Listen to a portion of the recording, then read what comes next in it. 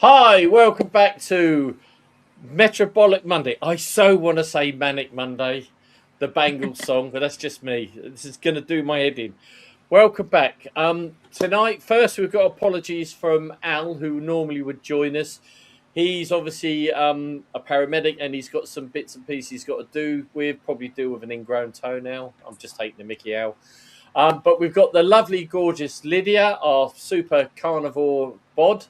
And we've got a special guest tonight in Jonathan Griffiths, the fantastic carnivore muscle and current medalist winner. What is it? What do you class yourself with what you've won? Mr. Universe. First professional carnivore bodybuilder. I don't know. One of very few pro athletes that follow a carnivore diet, I guess. So, yeah. Right. Well, me being the comedy of said, if you've missed the universe, mate, it's the first left on the right, okay? But no. I couldn't help that one, sorry. Too easy for me to go. Right, so the first subject matter I wanted to talk about was an article I saw on the BBC about more young women in their 20s are getting type 2 diabetes. And when you look into it, it was a really poor written article, really. But the subject matter was interesting. That statistically, in the last 10 years, more women in their 20s are become type 2 diabetic. I think we as a collective here know, but obviously, Lydia, you being still in your 20s. I wish. What do you think when you see something in that respect? Something that surprised me when I saw that article, because I think a lot of girls sort of in that sort of 20s category, they're sort of down the gym and things like that. But I think it's just the rubbish food and how much sugar and shite is in food that's obviously having an impact on their diet. But most people you see in that age category, they're quite heavy into their gym. I thought. Probably wrong. You would tend to agree. However, if you look at the statistics, the waistline on ladies now in the last 10 to 15 years is about 1.5 inches as an average wider. And I'm saying men are any different. 3 years ago, I had planets going around me. So, so I think that's probably a part of it. And it's people using, I mean, I'm an ex-sales guy.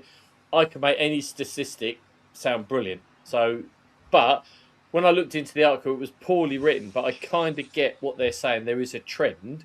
It doesn't surprise us because we've seen it. Jonathan, do you want to add anything to that side of it? Yeah, well, the latest sort of survey we had found that 1 in 7 people in the UK were in fact gym members. My question is, how many of them are actually users? Now, my thought is that there's less people now proportionately that actually go to the gym but own a membership. Now, think of how many of us have actually got all these memberships online, like for, I don't know, I've got a member of a sock company. I get through the post every month. Membership for Netflix, membership for Tesco delivery, all these extra things. You might not necessarily use all these things.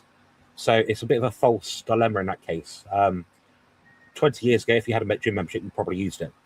Now, to address the female side of things, there are certainly more women in the gym now. My personal anecdote has been that over the last 5 to 10 years specifically, there's more women now that go to the gym that are at a higher level of training, as in they're more likely to be elite. So if the average man is, say, at the gym 5 out of 10 physique-wise, the average woman might be 6 or 7 out of 10. But the contrast to that, which is probably quite surprising, is that this feeds into a binge eating tendency. People in the fitness industry, if I go into Google or watch online, I've done my bodybuilding show, I've done my fitness event, I've been to the gym, I've earned my protein muffin, protein cookie. The thing is, because they're subduing themselves so much with their food during the week, they're just eating chicken, broccoli, and rice. When they binge or overeat to, treat themselves, my theory is that they're actually overcompensating. So rather than having a bar of chocolate each day during the week, like a little Freddo bar, 20 grams, whatever, if they're that now, they might be doing a block, like a 300-gram bar a day, plus a Domino's pizza. So I think that's why. So I think the sort of binging tendency is definitely being pushed forward in that sense. Outside of that, more women now are using birth control than they were perhaps 20 years ago. That may contribute to hormonal imbalances, which might affect their leptin, their mood, their appetite. Outside of that, I mean, I could be here all day, but they're probably the main reasons in my head. That's a very good point. But interesting enough, I had a meeting last week, and it was a little cafe that's attached to a gym, a Pilates, and all that. And there were some very lovely ladies there, all in their lycra.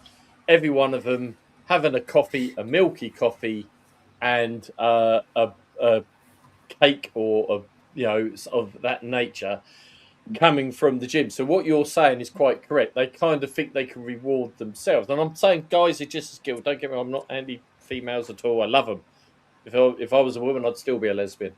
Probably the wrong inappropriate line to use there, but never mind. But I can't hear you, Carl. All right, probably best you didn't on that comment. Right, but basically, I think you've got a valid point. I hadn't thought about the contraceptive thing, so that actually makes a lot of sense as well.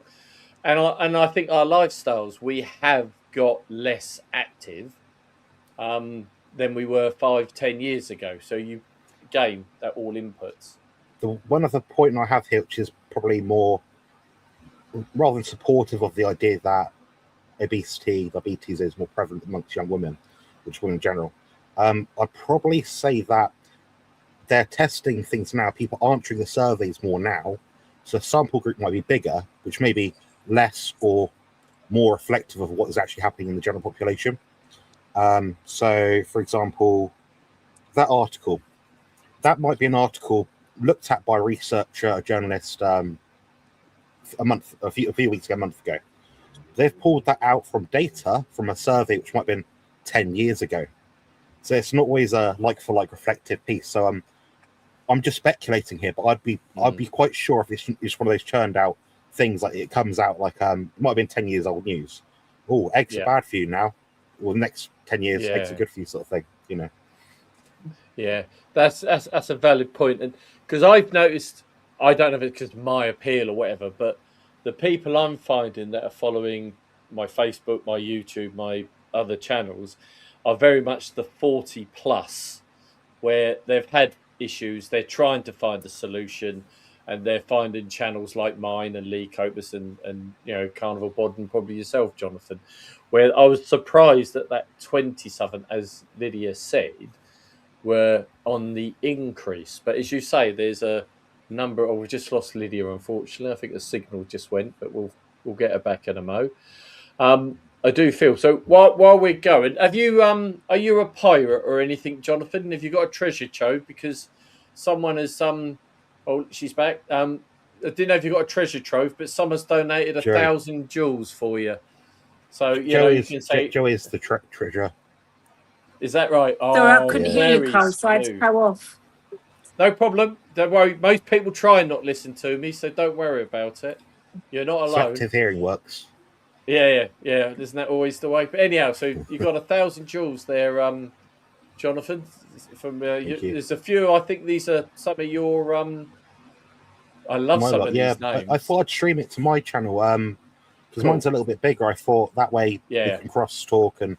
Absolutely, so I'm just encourage people to follow this gentleman here. Your channel name should be on the screen somewhere. It's Primal Lifestyle. It should be on there, yeah. So I do more sort of investigatory sort of bits and pieces and interviews with various parties, as well as this crazy live stream. So there's a comment by here. I also argue that 20 years ago, Cadbury's chocolate. Very good point about Cadbury's chocolate. That's a very good point, because it's all palm oil now. So I've just got a visitor. Hang on. Someone wants to say hello. Oh. Hello. Oh, Christ. This is my weightlifting, 30-kilo bloody English Bulldog. This is Donald, everyone. If he doesn't see who he sees on camera, he'll keep sort of whinging and moaning. So thank you. So goodbye, Donald. You've done your bit now. Go back to sleep. So that's a really valid point because it's interesting that food seems to be shrinking, but the price doesn't. but the ingredients are becoming worse. More oils, more palm oils, and all that in there. So I think that's a absolute spot on and valid point. We've got another comment here. Quick question. You should get Jo on the channel at some point when she's got a bit of free time. She's been carnivore for like 6 years, I believe. Technically a bit longer. I'd love to do an interview with Jo. If you're up for that, Jo. Jo, and she uses GLP-1s, so she might bring a bit of a contrasting kind of perspective towards their use compared to what the mainstream carnivore narrative is. Well, Jo, if you're interested, my email is thecarnivoreme@gmail.com. If you want to drop me a note, Jo, I'll set up a record and whatever, and we can do an interview on yours, and I'll add you to my stack of interviews of various people. So really, thanks, Jonathan. That's a good tip-off. Quick question. Is gym and hair loss related? Well, I don't know if that's aimed directly at you, Jonathan, or not.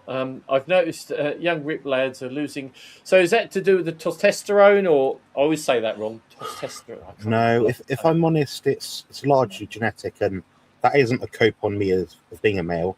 I actually shave my head because I prefer to look this way. Easy to maintain, less to wash, stuff like that. But yeah, my hair was falling out faster. It is genetic, largely speaking. It's not so much about the testosterone, it's about conversion to DHT. And if there's too much of other circulating hormones in your body, that causes a basic cascade, which means that you can no longer have new follicles of hair, which proliferates things like male pattern baldness, prostate growth, things like that. So it's not necessarily testosterone, it's the DHT that you're looking at in terms of how it converts. Outside of that, chronic overtraining is a stress. High stress levels are correlated with hair loss. So if they're stressing their body out, they're doing too much, then they're in a contraindicated space.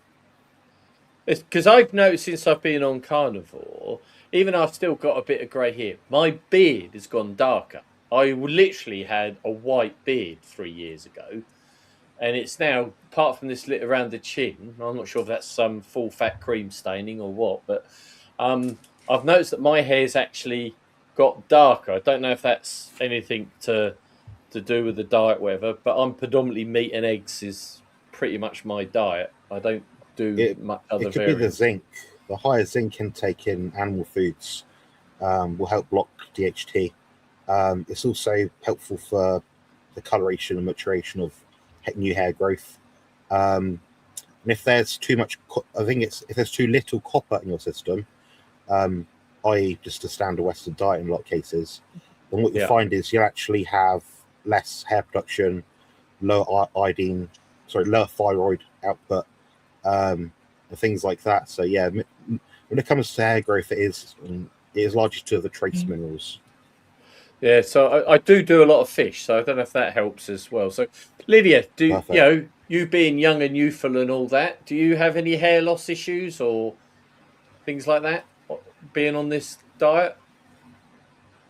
It's a really bad line. I can hear Jonathan really well, but I can't hear you well, Carl. It keeps being intermittent. But I thought hair loss as well as a sign of undereating. Can be. Stresses.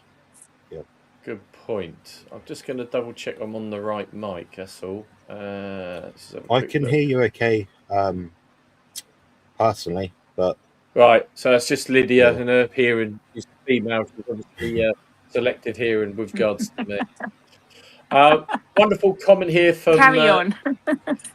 Another one from Kimberly. Oh my goodness, that is the cutest thing ever. You don't have to say that about me, Kimberly, but I'm assuming you're actually meaning Donald, my English bulldog. But I'll take it as a compliment to me. Just quickly going through, make sure because there's a few in the room. Hello. I love some of these names. I absolutely love some of these names. Donald is the cutest. Oh, Donald, you've upstaged me already again. Perhaps next week I'll have Donald on in place of me. Probably be more popular. Jonathan's prime rib is mad. He cancelled his channel. I don't quite. Uncle Charlie is someone that is what I call a troll. They go around the carnivore space online. They make little jabby comments and they misrepresent what people say. It's not accurate at all. That what happened. All that he did was he took a few days off, or he's taking a few days off, content creation. He's still Right. actively on channels talking about live stuff, but basically it's just an annoying troll that goes around and people just I leave love him him. be. I encourage Yeah. him. I get him on. I love it. I love it, especially a vegan. Absolutely love a Oh, vegan. yeah. Bit of Can't salt. eat a whole They're one. fantastic. Yeah. So just going through, as you see, we've got the lovely George. Good George. evening from Somerset. I hope it's nice and sunny there for you, George. Hello, Nottingham, Marine, Tennessee, Suffolk, Kent. Let's get yeah, but isn't that great that we're appearing everywhere? We're all over the show. We're like an infection. That's in the nicest respects.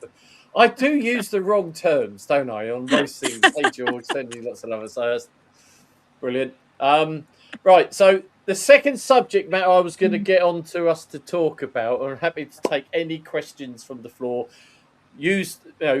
Jonathan has got more knowledge than I probably ever saw ever in a library. So, please fire in the questions. But the other area I wanted to talk about was light and metabolic health. And the reason, just before we came online, I was talking to Lydia about it.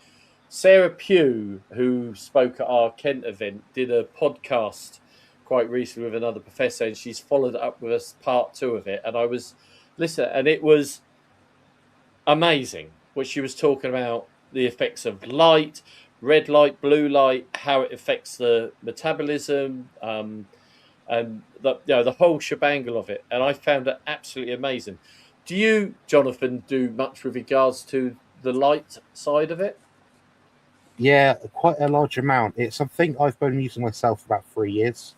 I don't expose myself to blue light throughout the day. Apart from if I go from some traveling, there are instances where I won't be able to follow all my protocols.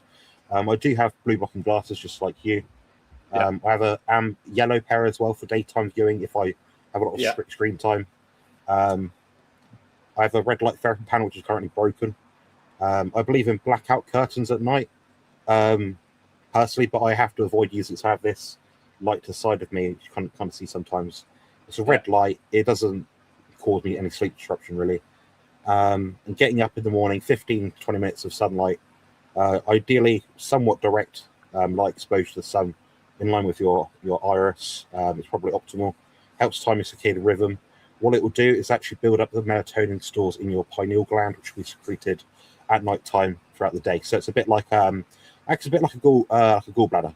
It sort of builds up the hormone, builds up the bile in the gallbladder, stores it, and secretes it when it needs it. So it's quite an unusual hormonal mechanism where it's not like you go to bed, your growth hormone increases, cortisol gets down, things like that. It's more of an opposing thing. So you do the intervention at the start of the day to get the benefit at the end of the day where you want to sleep. Okay, because in one of our earlier metabolics, Al was pointing out about light, and that because I've got 2 screens here in front of me, so I get low. So that's why he kind of talked. But I was quite proud of myself because in this podcast they were talking, and the other professor was saying about that certain blue light glasses don't work where light can get in through the sides. Oh, sorry, my bloody camera. Where light can get in through the sides. So it's my camera. It's got one of these automatic twitchers. And the ones I've got are wraparound. They're goggles, really, rather than like similar to yours. And he was saying about they're the ones that really work. They're the ones that make the difference. Where if you allow light to creep in, it reduces the benefit, which I was really surprised at, but quite proud. Yeah, it's a physics thing, really. So you've got the greatest concentration of the melanopsin in your where your pupil is, where the dark bit is, then the iris, then in the area around the eye, so where you'd usually get like a black eye sort of thing. We'll see the concentration of that receptor is greater and denser the further towards the iris it is. So yes, it's better to get wraparound ones, but peripherally, if you think from the side of the angle, the amount of light getting through into the retina, bouncing through the walls and refracting off the surfaces to then get into the pineal gland and the brain is quite slim. So it will make a difference, but if you've just got the normal ones, I wouldn't be rushing out to buy new ones.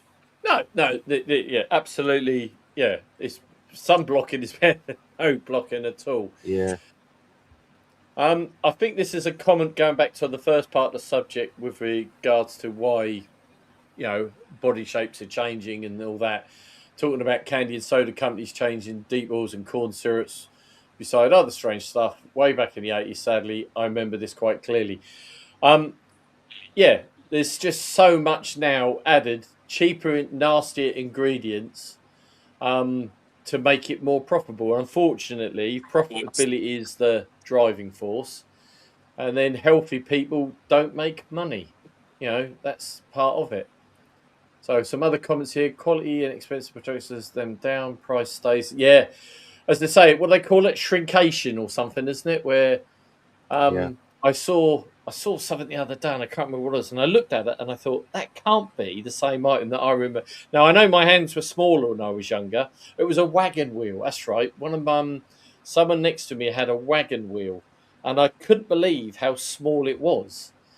And it's just ridiculous. It's all about profitability. So there's a few conversations going here between George and others. I don't really want to bore everyone on that. What's this one? Texas City, God bless. Okay. Just trying to catch up today. Carnival Muscle. Thomas has passed ahead of video. Was that twatting? Sorry. I'll make a note. I'll stop even highlighting that one. Yeah, he doesn't realise he's a troll, but he goes round to all the channels and asks them all the same question. They answer it, then he asks them the same question again, and he's like, "What's the point?" Well, all I will say is come on my channel and I'll have some fun with you. I love it. I do stand up and I know how to put people in their place. So quite happy to indulge people like that. What we got here? There's more conversations going on between the chat. Questions, people. Questions. I want some questions. So it's just nearly got through to what's here. How do I? Right. Is this a question? How do I ensure I don't overact on carnivore, especially when adding fat? I'm coming from an obese position. Right. Can I just add a little bit on that front? Oh, I don't have the picture that I thought I had on here. Never mind. I can show. This was me, basically 4 years ago. He says quickly while he's trying to find it. So talking about obese, I was 22-ish stone. I know I was so embarrassed to weigh myself. I don't know what my actual figure was.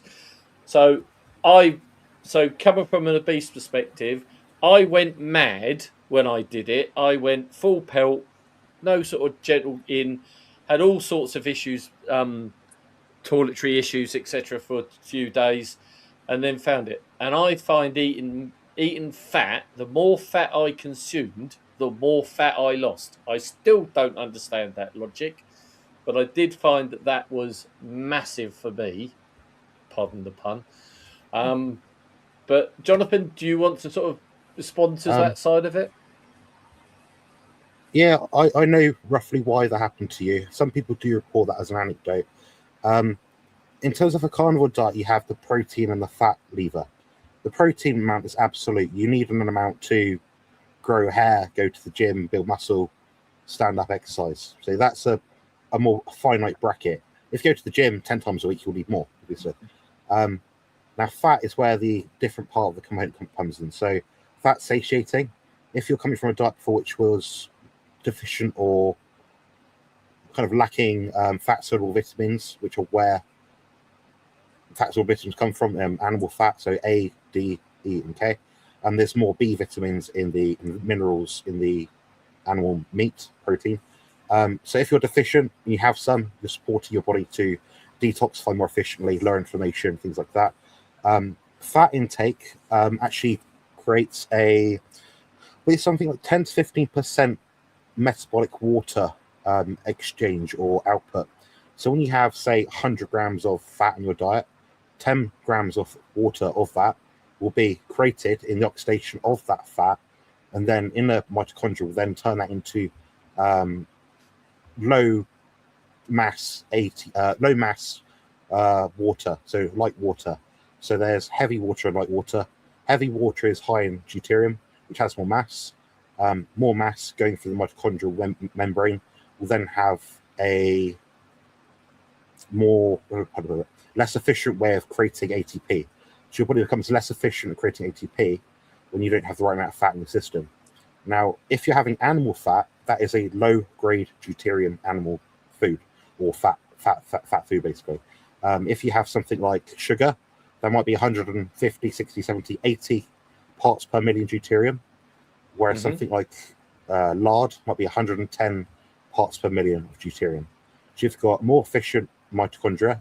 You've got something like, depends on what fat it is, 20, 30, 40, 50% more efficient way of creating water, which means that your own body's water that holds intra and extracellularly will be more appropriate, less inflammatory, and let your metabolism run more efficiently.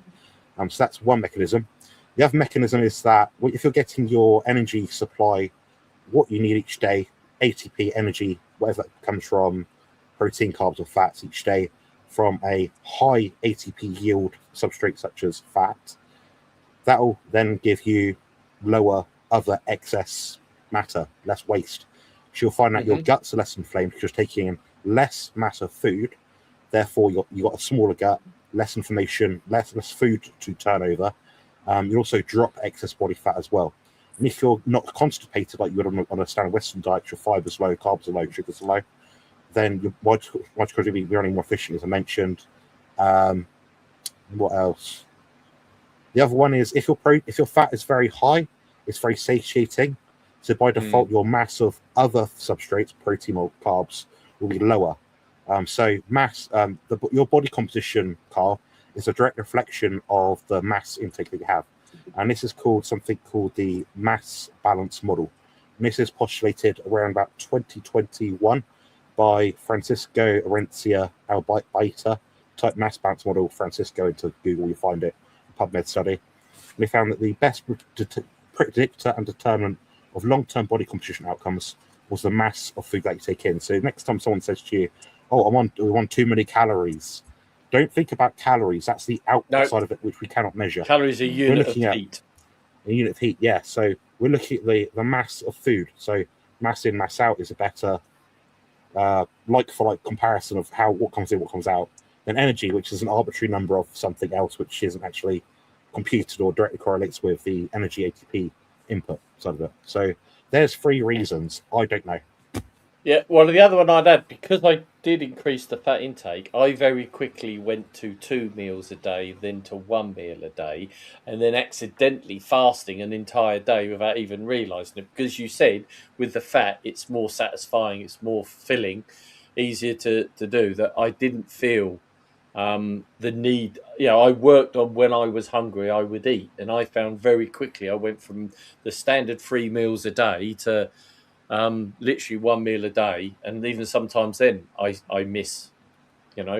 That's a very valid point here from Feral Grandma. Weight loss starts in the kitchen. So that's very, very true. Just trying to say, I do apologise. I'm not sure if my mic is picking up, but Donald is now snoring. So he's found this whole conversation too heavy going. Jonathan is my go-to info. Oh, there you go. Jonathan is one of your many, many fans. Charger Mopar Rick, well worth an interview. 42 years carnivore. Wow, these are the people I want to get on my channel to do. You need to ask Carl. Story. Carl, ask. I need you as my agent. Parts. Yeah, and I've been around these parts for 9 years. I know all the. These them are parts. This be the way I all these parts. Right. Another BSV report this weekend showed that South Italy are suffering type 2 diabetes increase, especially in their children. Volt Longer is running the fastest program some youth orgs there. Thoughts, please. Does anyone want to comment on that one? I mean, Lydia, you've been quiet for a minute. Yeah, Lydia, go for it. Apologies for dominating. That's all right. No, the sound's really bad, but I can hear you a bit better now. I'm just reading the question again. Sorry. You have to stand on one leg and put your finger in your ear. I suppose it depends on how old the children are. But it's noticeable more children are obese now, aren't they? Yeah, but I don't know if I agree with sort of fasting for children. I think it depends on how old they are, because it doesn't say how old, does it? No, especially but, girls. yeah. But but is that a part of, I know when I was in my day, when it was horse and cart and that, I walked to school or I cycled with Yeah, my mates. I was only a couple yeah. of miles away, but I would walk or cycle with my mates. How Mm. often are parents now dropping kids off Yeah. at school all the time? And so last week my son left school for good because I'm homeschooling, but he had a leavers party and I was in charge of the food. And I went to the local shop and I bought all the stuff that I know a load of 10 and 11-year-olds would like to eat, because I'd rather it have gone. And he was sick that night. And every time he over indulges in food that he doesn't get fed by me, he is sick. And I always, Right. and he woke up in the morning and he said, "Why was there a sick bucket beside my bed?" And I was like, "You threw up." And he was like, "I don't even remember it." And he woke up absolutely fine. But to me, it's my way of saying to him, that is what you've overdone really, really bad food, and it's your body rejecting it. So I'm making realise it's just bad food choices. But to be sick after, and that's happened a few times, so it's got to be related. But yeah, the foods you see around, and even they're more conscious of it. We're walking around, and obviously it's school holidays, and they're seeing what other kids are eating and drinking, going down the street with a can of Coke, and they don't get it because they're not allowed it. And obviously for children to have that kind of really, really poor diet, and you Mm. can see it, I think, in their behaviour and everything. Well, That's I my often on a thoughts. Saturday, you'll see kids do football practice or training, whatever it Mm. is they do. And where do they head to straight away? McDonald's. McDonald's. I was going to say Yeah. pub. Oh, yeah. No, well, that was in my day. It was the pub, straight We down don't the have any rugby pubs club, and now. We've got no yeah, men's socials. yeah, No. yeah. Yeah. Jonathan, do you want to add to this comment before I I move think I on? think she supplied a really good answers. I mean, we're seeing this now with typically healthy countries or countries which we were deeming to be part of the blue zones years ago. Blue Zones is a book, by the way, guys. It's not a study. It's a book, like a fairy tale, fictional. So look at China. We always typically in the West we think, oh, China, they're healthy, they're slim, but they're getting more insulin resistance than pretty much anyone other than Mexico. You go to Mexico City, there's a McDonald's on every corner. Children are walking out the school gates at lunchtime having a McDonald's. So imagine the same thing's true in what we could typically consider other healthy countries, Italy. Italy's meant to be all Mediterranean diet, which we know is not what they say it is. So I think we're just seeing a transition from blue zone typical style diets to Western style diets. Really, they're just catching up with us, basically. So no, that's a valid. It's interesting because we have someone here from India, which is interesting because certain parts of India are vegetarian, and obviously certain meats are sacred and are not eaten. So that must be difficult in India to continue the kind of diet that we have. I'm just quickly Yeah, checking. There's they not they missed a do question. chicken. They do a lot of chicken and dairy. Yeah. Yeah. So Not much beef because the rate of infection in their cattle is very high. Lydia might know quite a bit about that already, but if we look at the infection rates of animal foods, we're not seeing it in every Western country. We're just seeing it in more deprived countries, versus affluent sort of countries. They're not going to be able to, have all their animals, keep them in a healthy sort of way that Lydia would keep hers. They're not being given the right medications if they need them. They're not being separated from the herd if they're ill. So that's why they don't eat as much of that food, is because one, it might be sacred, and if they did have it, they're not keeping them infection free at a great enough rate. Right. I kind of it makes sense. Here's a compliment for you that Anne Copus, Lee's mum. obviously Lee Copus's mum, a fountain Please. of knowledge, Jonathan, a fountain of knowledge. I can't argue with that. You are obviously very knowledgeable in the areas. You've got a question You've here, got to Jonathan. compensate for something.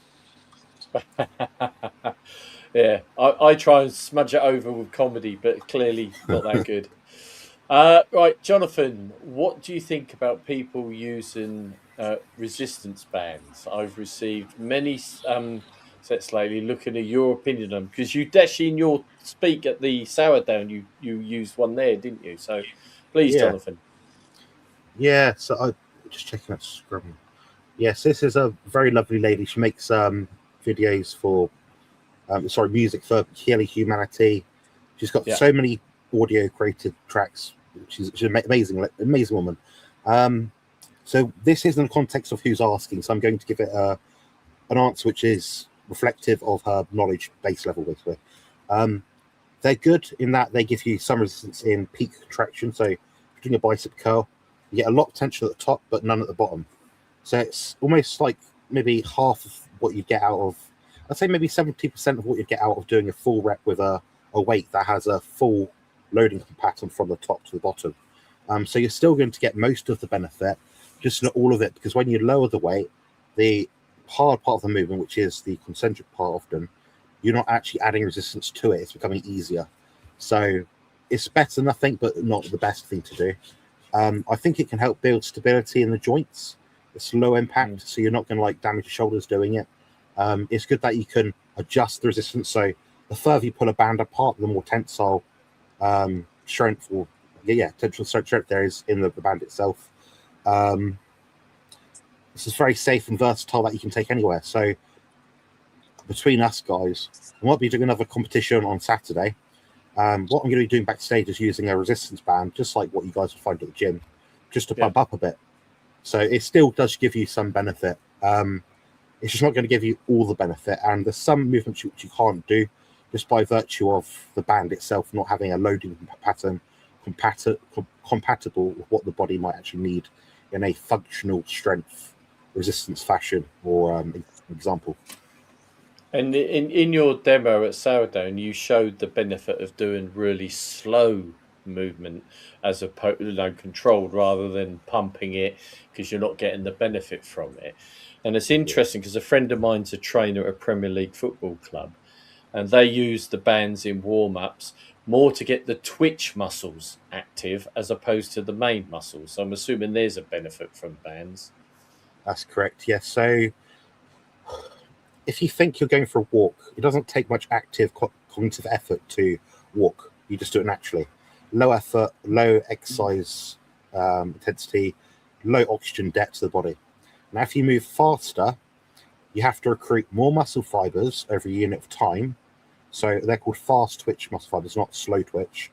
And you'll know they're working because when you move, when you're holding it and you can't squeeze it any harder, you know that these fast twitch muscle fibers are actually activating because they're actually physically twitching.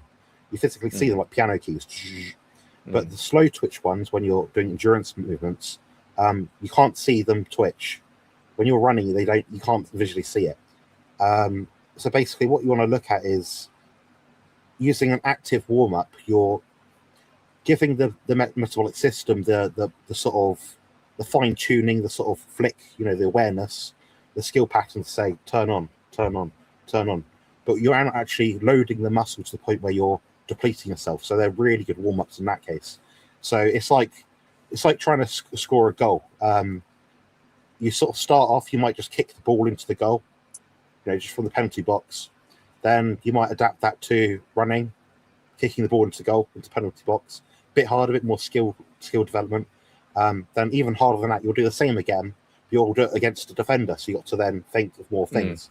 So the harder something is, the more effort and intensity you put into it.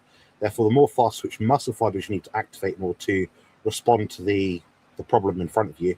So therefore, you get more muscle fiber activation. So that is a good way to warm up, in my opinion. Okay, Lydia, do you use bands or anything like that, or do you do any weights to maintain that superb physique that you have? Can you hear me, or have I got to do sign language? Oh God, Lydia, can you hear me? Our Roman reporter's gone offline. It just keeps breaking up. Right. Shall I read it out, Lydia? Yeah, can you? Yeah. So what do you think about people using resistance bands? And the lady who's asked the question said she's received many sets lately and she's looking for our opinion on them. No, I don't think she's getting us. No. The magic of tried. live live streaming. Right, so there's another comment here from Photo Steve Hayes. I can see there, or Photog Steve Hayes. I've seen posts in carnival groups on Facebook, and folks are eating mountains of food. I can't stomach huge steaks, ribeyes, and 10 eggs in a meal. How do you know if you're under eating? So before I go to you, John, because you'll give the very detailed answer, for me, through this carnivore journey or low carb journey that I've done, I've learned to find out when I'm hungry and when I'm not. And I can sense when I want eggs or fish or meat or fat, not necessarily all on the same plate. So I kind of listen to them. And that's why I've done the channel as the Primal Lifestyle, because I'm trying to get back to my primal instincts and working on that side of it. So that's my simple answer, but I'm just a layman. Jonathan, over to you. Yeah, I think your approach is correct. Obviously, ancestrally, we would get what we're given. If we live next to the sea, and one day we can't find anything in the sea, we'll go inland and catch something else. But yeah, for largely speaking, all things being equal, we can access the food, which we can. Yeah, go for the food that suits your taste buds. It makes perfect, ancestral sense. I think for Steve, who's a great chap, by the way, I think that you should maintain your body weight, assuming it's at a body state that's sensible. So if you're not over fat, you're not underweight, you can still actively perform your job, your work, whatever you do. You're not overly tired, you're not waking up in the night hungry. Following your hunger signals is probably beginning to be the biggest key. The challenging part that a lot of people find, in my experience, is that they don't quite understand, just because they haven't had the experience yet, understanding true satiety versus appetite for whatever else. So some people want to have that feeling of fullness, bloated. Oh, I've had 30 eggs today. That's a lot of eggs, to be honest. Probably don't need 30 eggs. But then there's other people who might be, well, I might have 30 eggs, but I fancy having it throughout the day because I have a lot of food focus. I think about food all day. So in that instance, you're kind of looking at what is a sensible middle ground. And I think if I was to be asked what was the average male doing, that's just, moderately active, maybe off this job, they go to the gym a few times a week. Average body weight, I'll probably be looking at 1.5 pounds of meat per day. So that's mainly ruminant meat. Maybe 4 to 6 eggs per day, maybe a few rashers of bacon. That's about what the average person eats, in my experience. And it's usually about 2 meals per day for men. But that's a very broad bracket. That's not prescriptive. So if you did that and you'd lose 5 pounds in the first week, maybe you'd do the same again, but eat 4 rashers of bacon rather than 2. So yeah. Just be sensible. But before I go to Liddy, because I want to get Liddy's point of view here, I find when I eat raw beef as opposed to cooked or part cooked beef, I find I eat less because I'm satisfied sooner. So I don't know if that's got anything being raw and uncooked. Don't know, but I do find that when I do raw meat, especially raw mince, I find that I eat less. Sorry, Lydia, do you want to? Yeah, it's a slower degree of mastication. Yeah. It takes longer to eat. Right. Sorry, Lydia. I think for women, I think it all depends on your cycle. I know sometimes what I can put away is probably what Tom could put away. And then sometimes it's just like a bottomless pit. I just keep eating and eating. But then I think, well, if I'm hungry for it, then it's obviously my body telling me that I need to eat. But I think it's quite hard sometimes to eat to what you think you need to eat because it seems like a lot, or sometimes it might not. It'll be the other way and you think, I should probably be eating more than that. But I think as long as you feel full but not roast dinner full where you can't move, I think that's kind of the good point to go to, isn't it? But yeah, I tend not to go to that extreme of like, I can't move now, I've eaten too much. It's just a feeling, isn't it, of knowing that you've had enough. So another thing I've stopped doing is I used to always have a glass of water when I was eating, and I now no longer consume water while eating, and I find that gets me a better balance as well. And it's kind of a related comment here, talking about under eating. So it's kind of related, and no, and they're suggesting, is it better to fast a couple of days or tweak my eating schedule and amount? So, does any of you want to sort of comment on that side of it? Lydia, you go first. So I'm just trying to read the question again, so remind me on my phone. Yeah, I don't. Only personal preference. I don't fast, so I'm probably not the best person to ask that. But I mean, I do sort of fat fasting and things like that. I find that a really, really good tool. If I feel that I need to have more fat, I quite like doing fat fast for about 2 or 3 days. I find that sort of puts me into a good sort of a reset where I feel that I've eaten enough, and then I know, I can sort of reset myself again, because you just But feel you so also full, don't you? Just fat. you also do the sardine reset, don't you? Yeah. You use that as a Yeah. sort of a A bit of a stopgap, tool. don't you? Yeah, I just find even if I know I've overdone it, then I use those as tools to sort of reset myself. And then obviously with the fat fasting, Christ, it looks like I've just had a bowl of fat through sort of 3 times a day, and I'm just completely full. Not got the greatest signal there, Lydia. We lost you again now.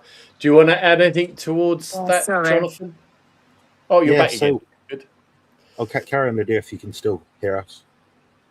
Oh no, it's fine. That's fine. You carry on. Right. All right. Well, knowing Wendy's personal, intimate health background, my suggestion to her as an individual would be to eat daily, a large amount of eggs, and lots of oily fish to support her health in what her current condition is, basically.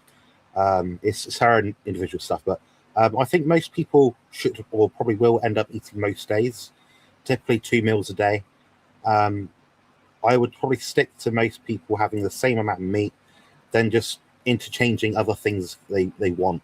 So they might have like a pound of meat per day. They might have eggs one day, bacon the next day, oily fish the next day. Go by feel, as Carl's mentioned earlier, with like the ancestral kind of sort of efforts, I guess, or techniques. In terms of fasting, they're useful tools. I think most people overuse them, and I think they can produce unsustainable outcomes. Because if we look at long-term outcomes in terms of what an average carnivore diet 5+ years is doing, they're eating every day. Obviously it's not something to study, but I know very few long-term carnivores that are doing, I fast once per week, or I eat 3 meals, one day, then 1 meal the next day. It generally tends to be about 2 meals a day for most people. I would be looking at the mass of food over a given period of time, above all, because like you said, food, the physique is made in the kitchen, if that's your goal. Your body fat levels are made in the kitchen. So the biggest impact you're going to have is how much food are you eating over a given time, what allows you to adhere to that diet to reach your goals or maintain what you're currently doing for your output activity, blah, blah, blah, is going to be what's going to give you the long-term sustainable results. So, like I said, it's a tool. It's not something most people do. It's like an overhyped influencer video topic thing. It's not something most people do, to be honest. I think you're ask. right. I think there's an element of social media where they have to say something that's bigger than larger, better than different than actually just saying, yeah, I've just ate some eggs today and a bit of meat. It's all about a little bit of sensationalism.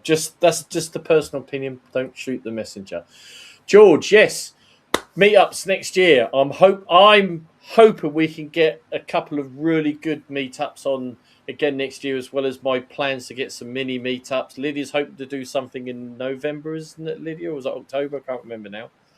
Yeah, October, hopefully, like a big Halloween meetup. Yeah. But if Lisa wants to get in contact, let's get her on the roster, because I like the fact that we're making these meetups international. So please point them in my direction and I'll happily get to... Right, so there's a comment here about India. My comment, fewer Indians are strict vegetarians. See, that's my lack of knowledge. So I used to have 2 or 3 Indian people work with me and they were all vegetarian. It might be something to do with the area they were from. whatever. But I do know some Indians. But you're right, what Jonathan said earlier, they're big consumers of chicken. And I know that because I used to export shed loads of chicken from the UK to India. And the weirdest thing there, nothing to do with carnivore diet, was we used to send grade A chicken to India and we used to bring grade C chicken back into the UK from other parts of the world, which then went to the likes of KFC, etc. So we were exporting better quality chicken to other countries and we were bringing in lesser quality. So just bear that in mind when you're tucking into your KFC. Hopefully no one here does such a silly thing. But and that's actual fact. So I've now got after West, I'll ask George. So he's trying to work out between George talking to others and making a comment here. Small George. Now Carl, what's this? Now Carl's talking my language. Actually, it was him that made me go. Oh, we're talking about raw, George. Yeah. I mean, George, you're better at raw than me. Do you go raw at all? And I don't mean like a lion, Jonathan. Personally, no. And not because I think it's bad or there's any inherent real significant probable risks. It's just it's really hard to eat over 1.5 kilos of raw meat a day. Yeah. Really hard, really difficult. So for me, it's about palatability because I'm an excess body weight, excess body mass. I can't eat ancestrally, if that makes sense. I have to add dairy, add butter, add eggs, where other people might not. Right. Yeah, so because a lot of people get a bit squirmish and fear. You don't do raw, Lydia, do you? We have tried it, and when we was on retreat with Sarah Pugh, we tried it, and I was actually surprised. I didn't mind it. We've not done raw mince yet. That's a go-to, but definitely the steaks. We found that quite enjoyable, and Tom takes them to work now like that, just because it's easy. Yeah. So I think on the go, if that was, something that's easier that you couldn't cook or, take like, mountain of boiled eggs with you or something like that, then I think it's definitely an interesting way to eat. Yeah. Yeah. I find the fattier the mince, the more tastier it is, but that's probably because I've got, I'll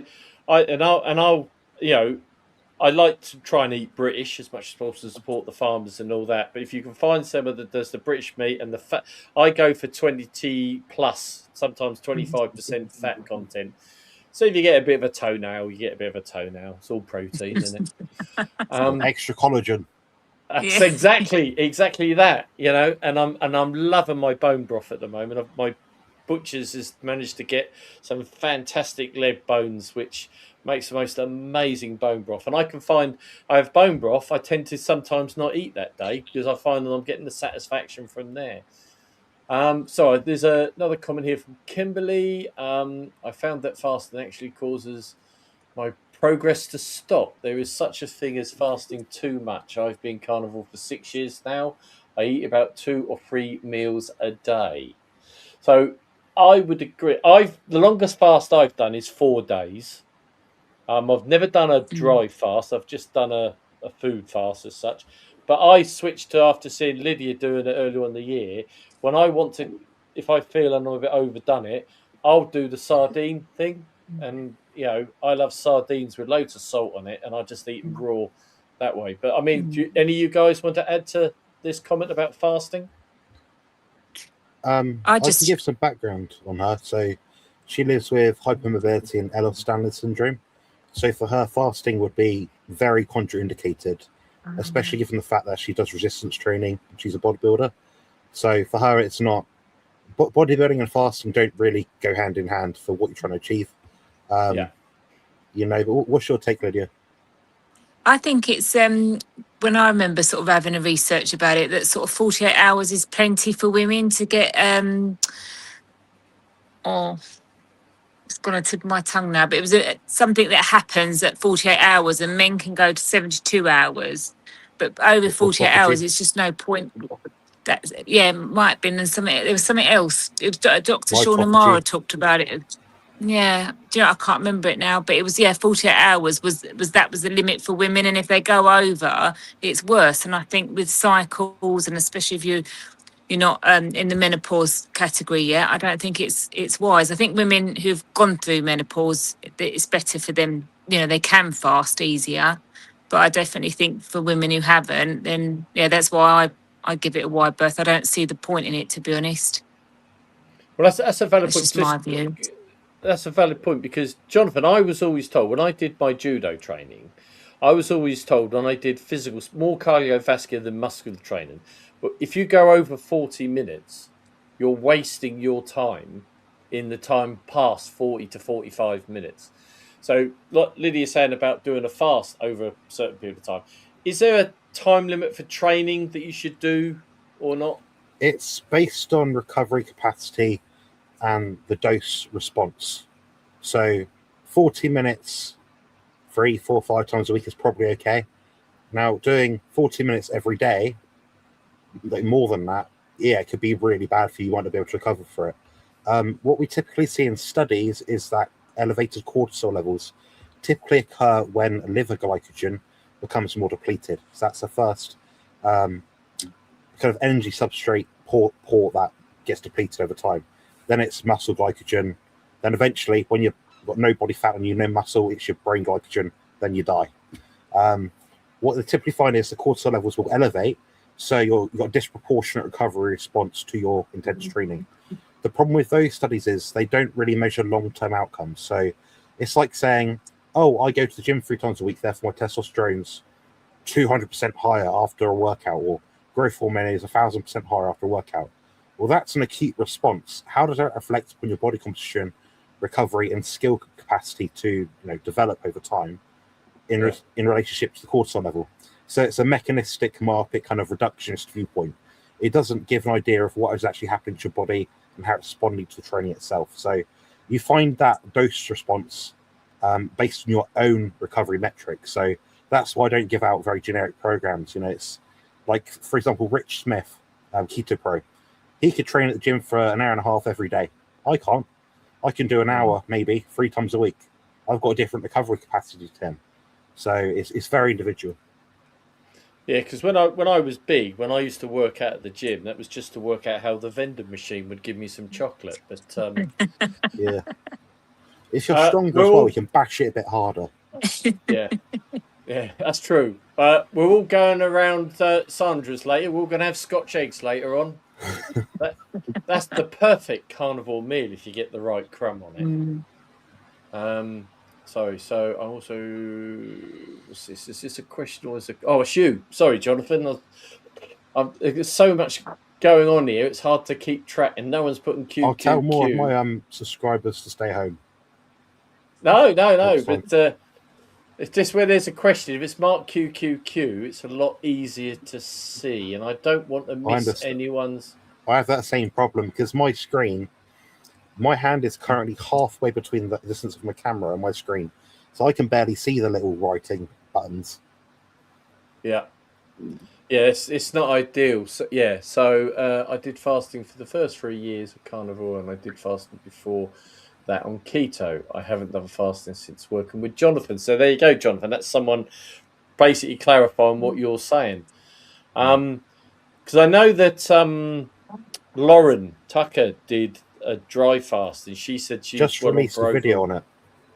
Yeah, and I just don't know if I would find that. I just don't know. I think I'd want to try it out sake, but I personally don't see why I would want to do a dry fast. It's easier, Carl. It'll surprise you. Your head might not get around it until you try it, but it is easier than water fasting. What you could do if you wanted to sort of ease into it is do intermittent dry fasting. So, for example, you do 1 meal a day, I don't know, 4 or 5 o'clock in the afternoon. That will take you, say, an hour, I don't know. Then don't drink or eat anything for the remaining 23 hours. So that'll give you an idea of how you feel. Then each time, push it back. So, breakfast one day, skip the next day, try lunch the next day, skip the next day, miss breakfast, miss lunch, then do dinner the next day. Before you know it, you've accumulated 20, 30, 40, 50-hour dry fasts. Because the interesting thing I saw, I got invited to on their Substack to do a chat a couple of weeks back, and Lauren was saying there that you naturally assume you're going to dehydrate because you're not taking water in, but very quickly you carry on peeing. So that liquid is coming from somewhere if you're not bringing it in. So it shows you how Metabolic water. versatile. Remember what I said about the fat? Yeah, Yeah. very much. It's and I found that quite surprising, really. But you know, I just It will shock you, Carl. Give it, not your doctor or anything, but give it a try. It will surprise you. So, do you What was need the to? results? I haven't seen the video yet, but I know Oh, she's, right, she, okay. she released it shortly, isn't she, Jonathan? Or has it come out today? It just came out like an hour Oh, ago or something. Oh, Yeah. okay. All right. To watch. Do you have to prime? Is it advisable to prime? I heard people talk about priming before they fast, as in making sure that their body is ample with whatever. What would you say on that, That's John? based on. It's all speculative. My answer isn't necessarily the right answer. Mechanistically, my opinion is that you shouldn't be in a stressed out, underslept, underrecovered state first. So if you're eating normally the days prior, especially on a carnivore primal style diet, you'll probably be fine. But what I wouldn't then do is then say, oh, the day before I'm going to have 10 scoops of electrolytes, because then you've increased the mineral balance of your body. Your osmotic balance has shifted, so therefore you've got more minerals, less water going in. So you have to match those minerals with more water. Then when you drink more water, you've down-regulated your aldosterone levels, which means then you're peeing out more.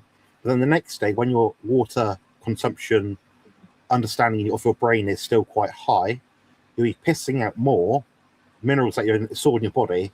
Therefore, you'll get dehydrated and cramp quicker in the fast. So my idea is eat normally for a week. Maybe the day before, just have a bit more just to be sure. So if you have, I don't know, 3 tablespoons of salt, do 4, something like that, just a bit more. Right, okay. Because I'm going to do it. I'm going to do it. I'm not going to be able to do it this week because I've got too much on. But I think next week I've got quite a easy week at home. Or no week's easy, but I've got a week at home. I might try and do the. So that's like no liquid whatsoever. Right. So you can brush your teeth and wash your hands and don't smell to have a shower. That's a hard and dry fast. I'm not totally convinced there's much difference. I would still be hygienic, just so you feel a bit better in yourself. Yeah, because that's what they don't even shower or anything, isn't that right? The whole Correct. soap, because obviously your skin supposed to be bringing in. You will secrete more oil through your fat ducts. You'll produce your sebum, yes, but you're giving your body another problem to deal with when you're already trying to do something hard. For the sake of what, 1% benefit. I don't know. Just I think you're right. I've got to test it out. I've got to find out. Right, we've just been going just over an hour, people. So if there's no more forthcoming questions, I'll start to wrap up.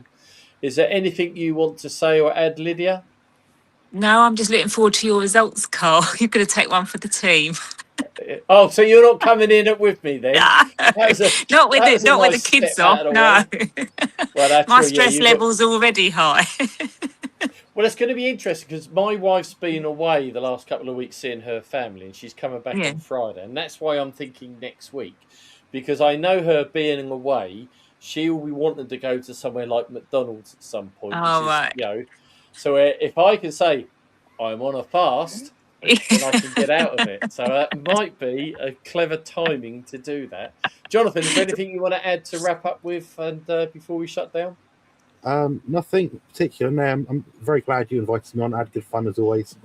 Feel free to invite me in the future. I quite enjoy these. Well, Jonathan, I think you should come and join the crew and come and be part of our regular. Your knowledge is put me in the stable as an occasional a regular. You want to be our all brand.